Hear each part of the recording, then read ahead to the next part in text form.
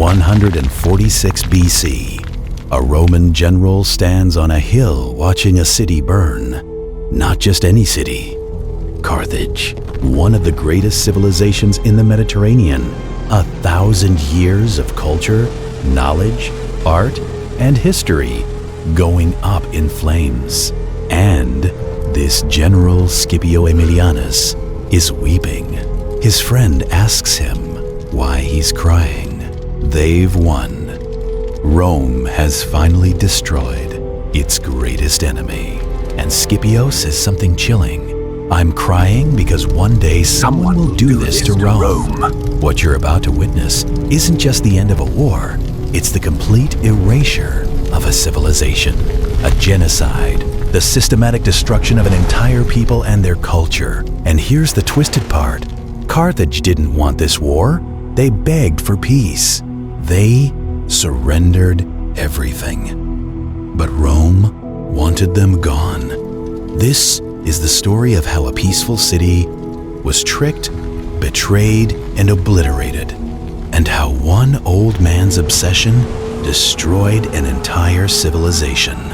Let's rewind. It's been 50 years since Hannibal's defeat at Zama.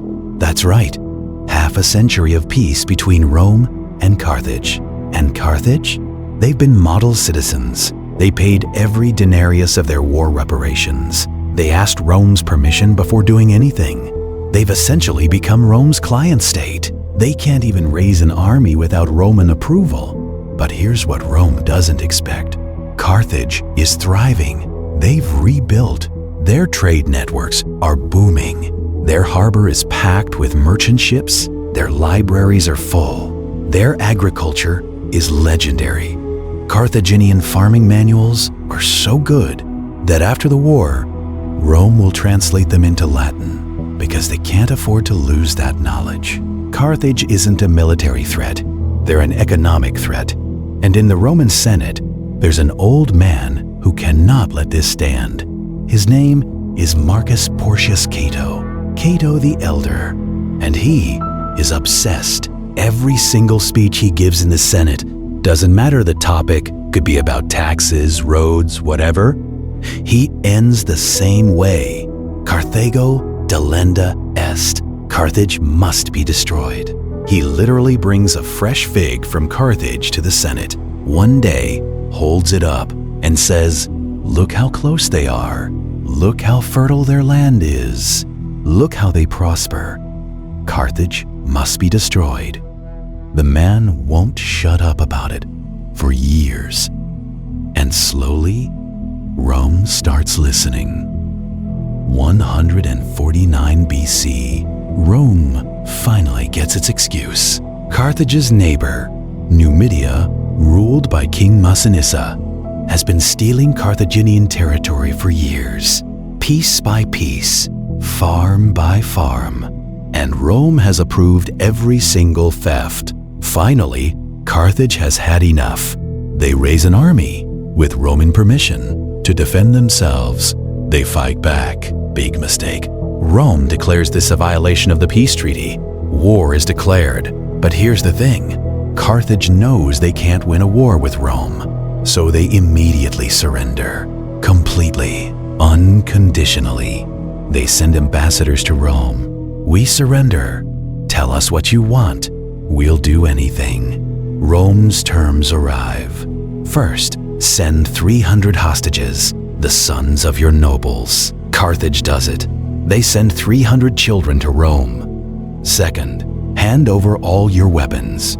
Carthage does it. They bring 200,000 sets of arms and armor, 2,000 catapults, everything. They've disarmed themselves completely. Third, abandon your city. Move inland, at least 10 miles from the coast. Wait, what? Carthage is a maritime civilization. Their entire economy is trade. The coast is Carthage. Moving inland means death, slow, economic death. This isn't a peace term, it's a death sentence. And that's when the Carthaginians realize Rome never wanted peace. Rome wants them erased.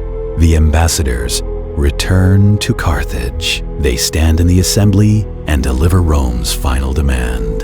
There's a moment of silence. Then someone screams. Then everyone's screaming. They've been tricked, betrayed. They surrendered everything, and Rome still wants them dead. The Carthaginian assembly makes a decision that changes everything. If we're going to die, we die fighting. What happens next is insane.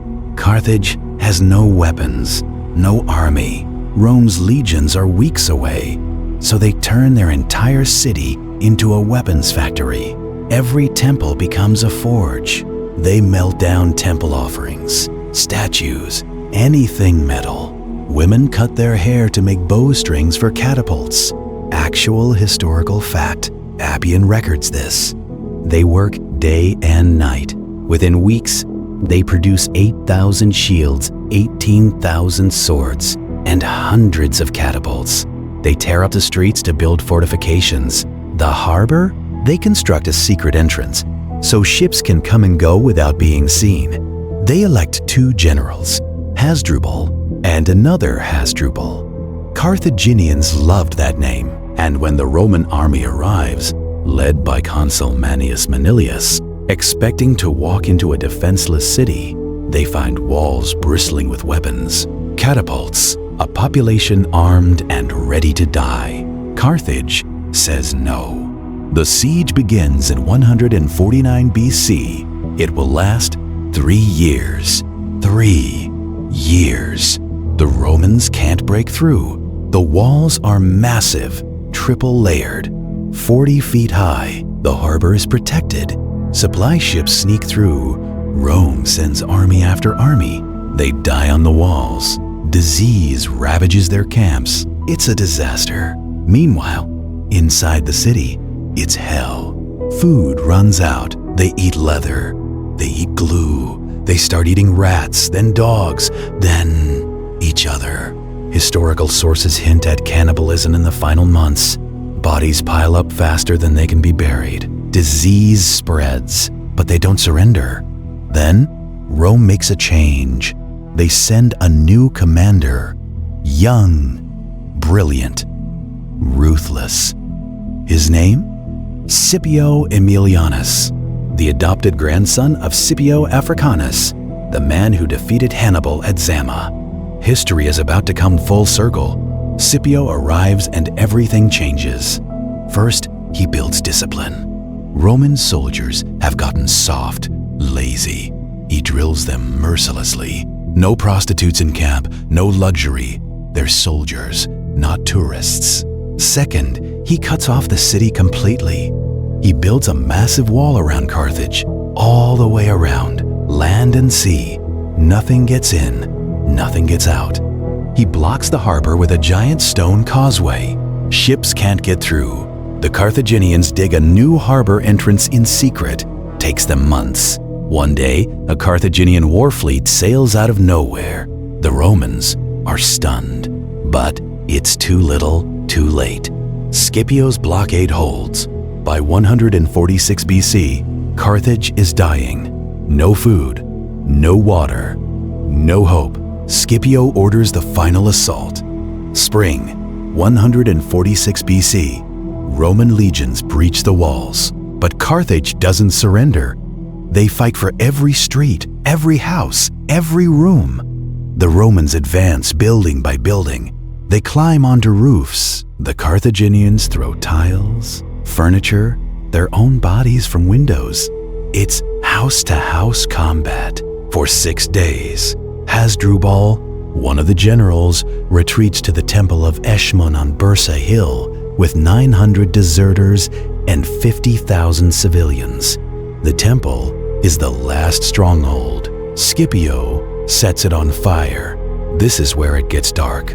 Hasdrubal sees the flames. He knows it's over, so he walks out alone and surrenders to Scipio personally. He leaves his wife and children in the burning temple. His wife sees this. She's standing at the edge of the temple with their 2 children. She screams down at him. Historical sources record her words, "Coward, while we die with honor, you go to grovel before them." Then she kills both children and jumps into the flames. The temple collapses.